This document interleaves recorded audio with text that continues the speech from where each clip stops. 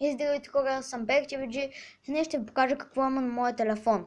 Като за начало имам за обажданията електронна поща, дори ще го промея да видите имената. Това принцип се казва телефон.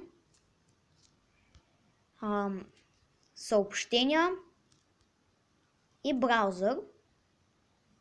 След това YouTube, галерия, камера и Google Play. Както виждате, има две папки. Едната е игри, а другата приложения. В игрите имам Фуцена е здрав, оригиналката, Minecraft, на която ще бъде сигурно следващия епизод, FIFA Mobile и Monster Legend. Следващия епизод сигурно ще бъде на Minecraft или на Monster Legend. Не знам. На FIFA Mobile, както ви казах, не съм много сигурен, но може и да не снимам. Приложения. Само Messenger и Mobizen. Тук часовник съм си извадил, който като го натиснете направо за алармите. Като натисна два пъти средното копче, мисля да чистя раздел или какво се казва. Извинете ме, влязох в Google Play.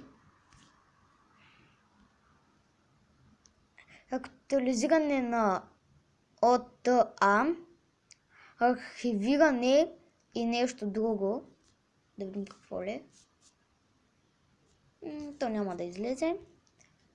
Браузър, галерия, гласово търсене, диск, електронна поща, звукозаписвач, изтегляния,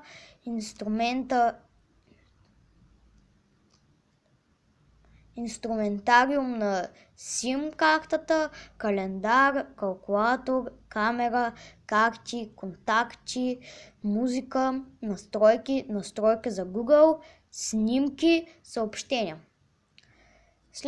На следващото телефон, управител на файлове, часовник, Chrome, FIFA Mobile, FM радио, F18 здрав симулатор, Gmail, Google Play магазин, Google+, Hangouts, това зеленкото не знам дали се чете така, Keep, Messenger, Minecraft, Pocket Edition, 5 е съкратено от Pocket Edition, Mobizen, Monster Legend, Play игри, Play музика и Play Pavilion.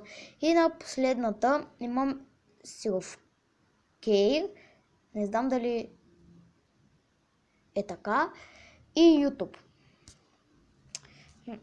Тук отстрани забравих да ви покажа, имам часовник, калкулатор, календар и настройки. Отгоре, както виждате, това е за яркостта, сега е на най-намалено. Wi-Fi, Bluetooth, това за обажданията, където пише MTEL, самолетен режим, вертикален режим, това е да мога и наобратно, но аз не искам, само на игрите. Светкавица, местоположение и аудио профили. Тук ми пише сряда, 16 час, че сме сряда, 16-11 месец и алармата ми е за четвъртък в 7 часа. И тук пише сряда, 16 ноември. И така, това беше всичко от мен. Аз бях PerkTVG. Абонирайте се, оставете един лайк и до скоро!